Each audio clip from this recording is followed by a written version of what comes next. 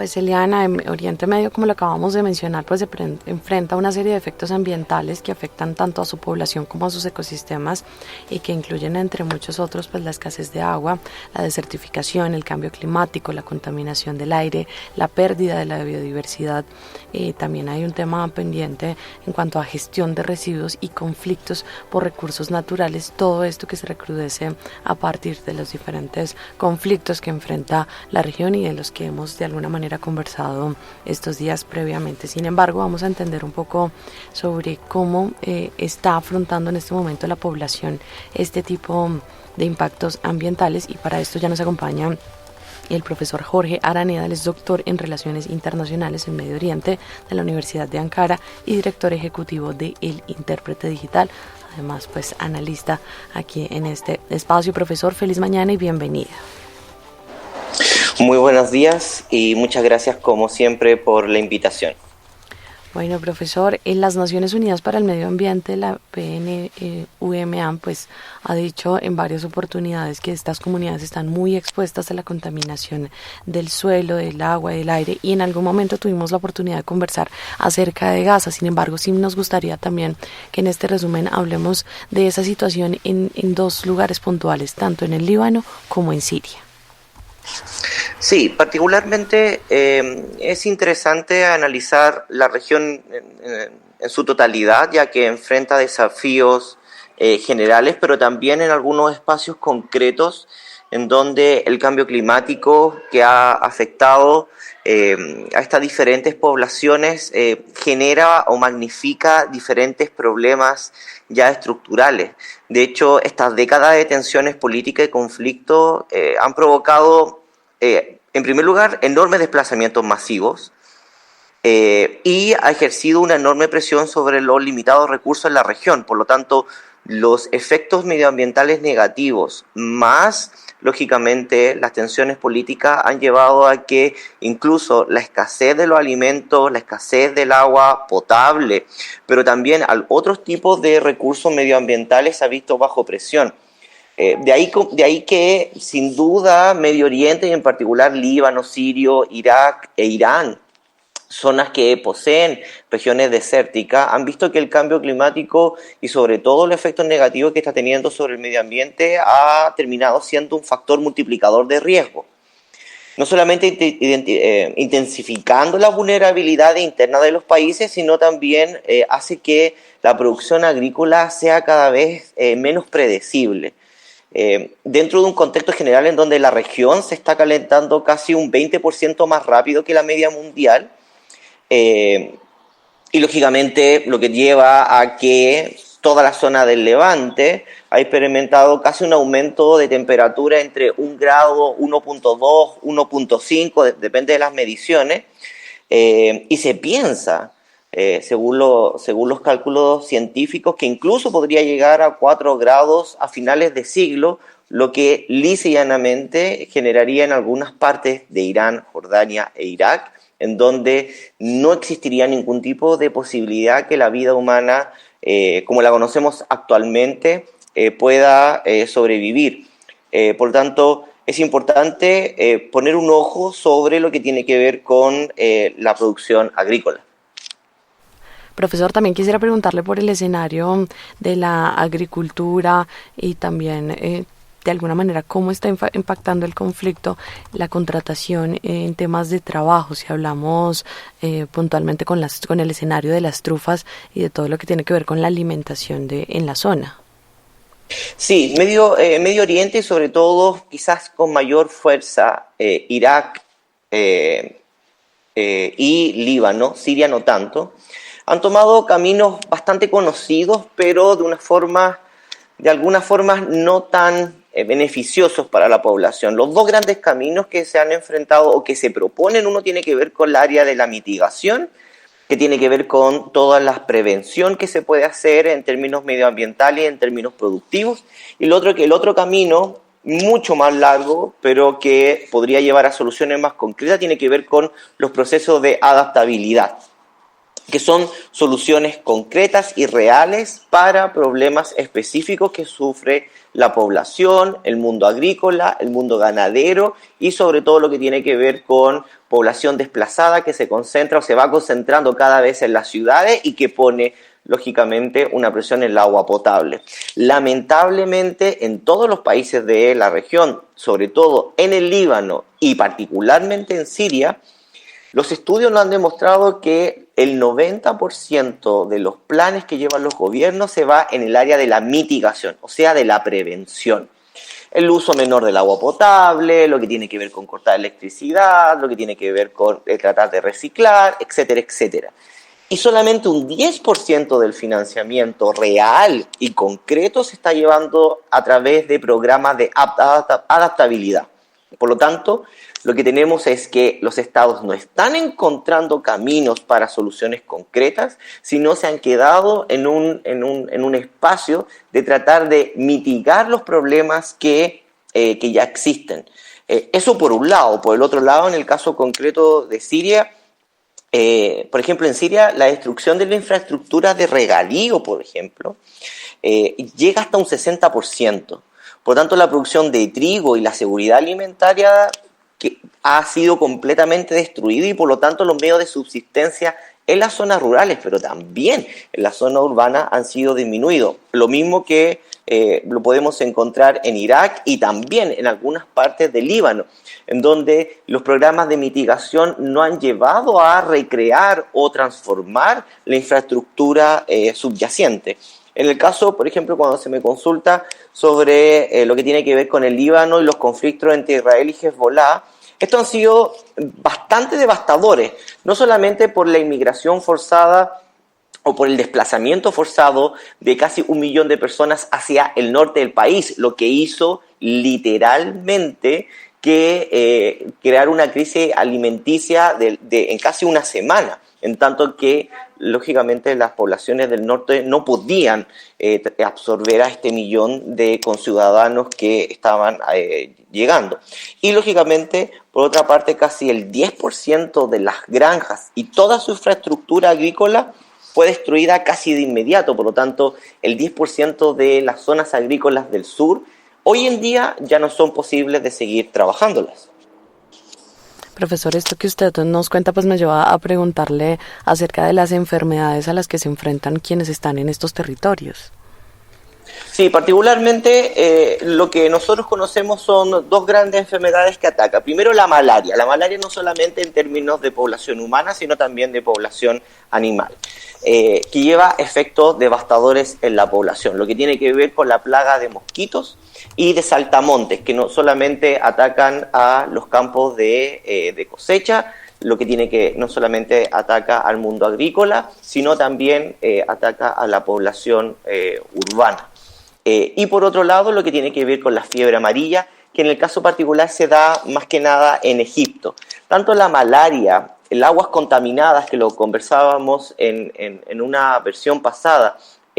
lleva una enorme cantidad de enfermedades que también ponen una presión en la infraestructura hospitalaria de estos países. La cantidad de personas que hoy en día enfrenta enfermedades, ya sea por infección por aguas servidas, sino también por enfermedades causadas por plagas, han aumentado constantemente. Y de ahí se nos abre lógicamente un nuevo tipo de problema que quizás se nos está escapando de las manos y que también es importante ponerlo sobre la mesa, que tiene que ver con que se ha discutido incansablemente la inseguridad alimenticia o alimentaria solamente en términos de una catástrofe medioambiental. Pero lo que no se pone sobre la mesa, y en el caso de Gaza, sino también en el caso del Líbano, pero también en Irak y en Siria, es que, y sobre todo hoy en día en Sudán, es que la inseguridad alimenticia se está utilizando como un arma de guerra,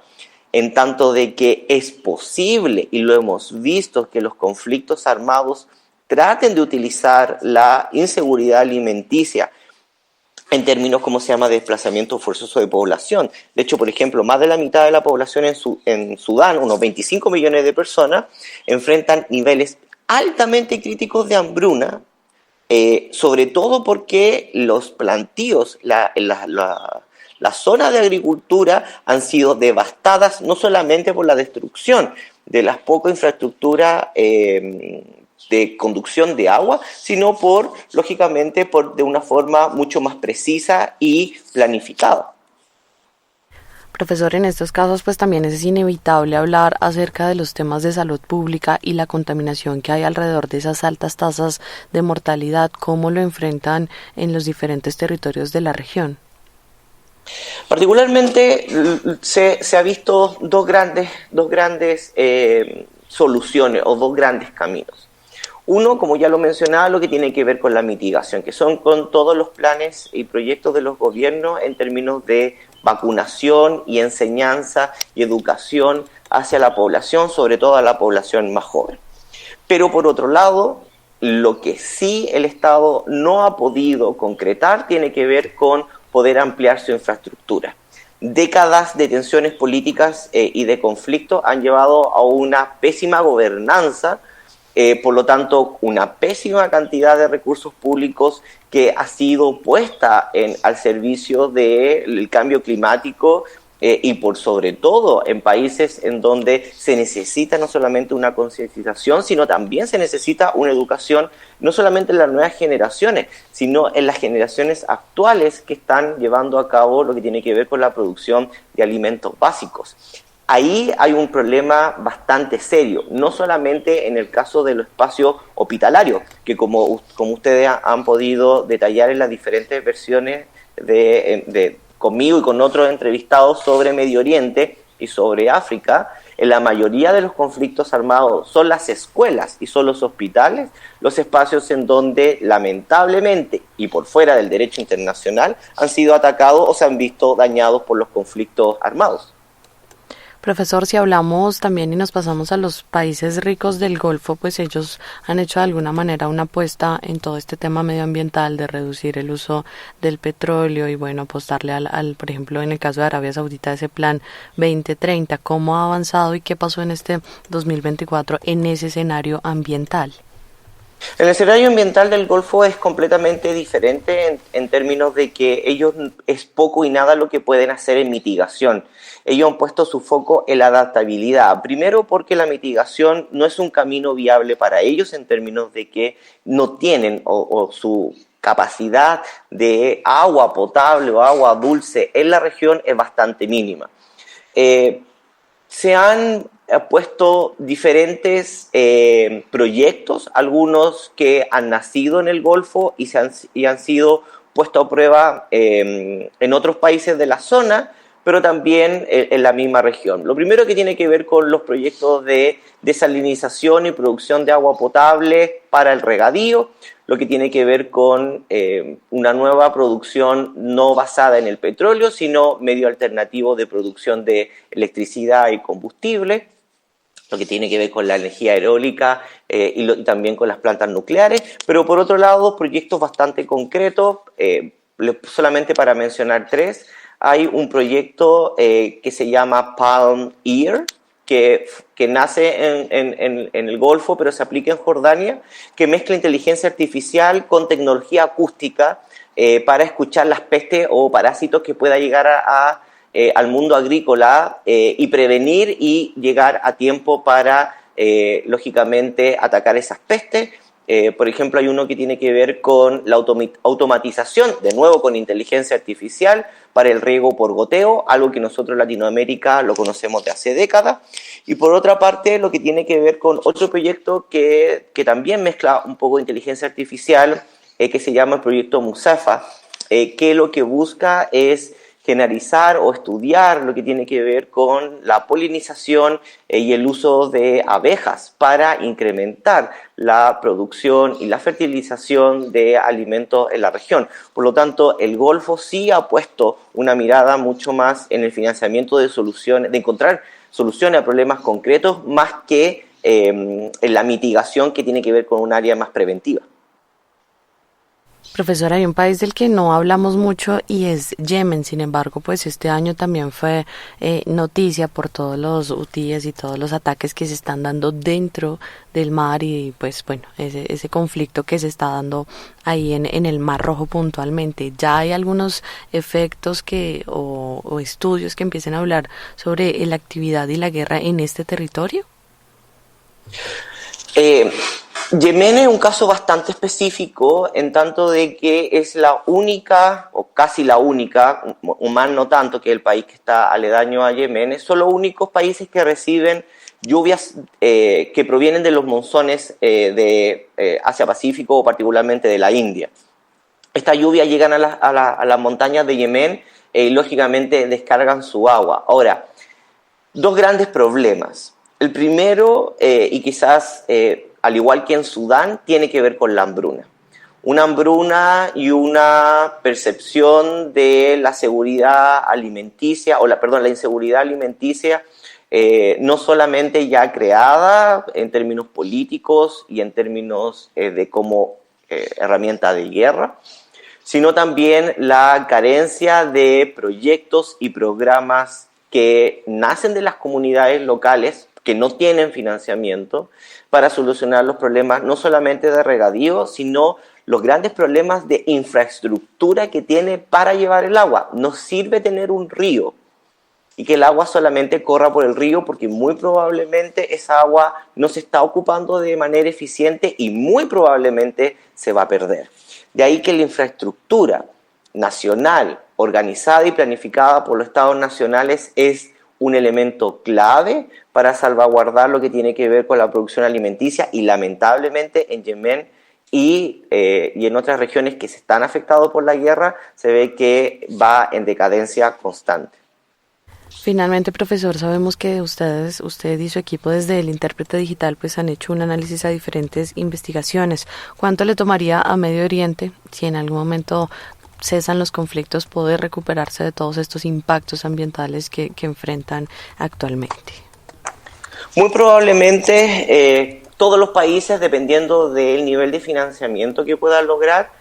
son proyectos, si estamos hablando de adaptabilidad, por lo menos de lo que tiene que ver con una generación, o sea, por lo menos 30 años. 30 años para ver, lógicamente, soluciones concretas y viables en los diferentes países de la región. Lamentablemente, incluso con financiamiento directo, préstamos blandos, ya sea de Estados Unidos, del Fondo Monetario Internacional o incluso de China, hay que reparar primero la infraestructura, reparar lo que tiene que ver con los espacios hospitalarios, la creación de espacios educacionales, para ahí de ahí en adelante poder reconstruir y generar otro tipo de proyectos. Generar proyectos de inteligencia artificial para la utilización de regadíos por goteo es, por ejemplo, un proyecto que beneficiaría a toda la región, pero lo primero que tiene que existir es la infraestructura que soporte este proyecto y que esté por detrás. De otra forma, lamentablemente no es posible. Por lo tanto, algunos cálculos dicen 30, 50 años, otros dicen 20. Yo me quedo aproximadamente con 30 años en países más conflictivos como Siria, Irak o Líbano, por ejemplo. Escuchaban ustedes el análisis del profesor Jorge Araneda, doctor en Relaciones Internacionales, Medio Oriente de la Universidad de Ankara y director ejecutivo de El Intérprete Digital, uno de nuestros analistas en el espacio de Medio Oriente. Profesor, muchísimas gracias una vez más este 2024 por acompañarnos y ayudarnos a entender lo que pasa en esta parte del mundo, en todos los escenarios, no solo en el ambiental, sino también en el político y económico y en todos en general. Profesor, muchísimas gracias, felices fiestas y nos escuchamos en el año 2025. Le deseo lo mejor para todo el equipo periodístico y también técnico de la Radio UNAL, y como siempre muchísimas gracias por las constantes invitaciones y para acercar al Medio Oriente al mundo latinoamericano.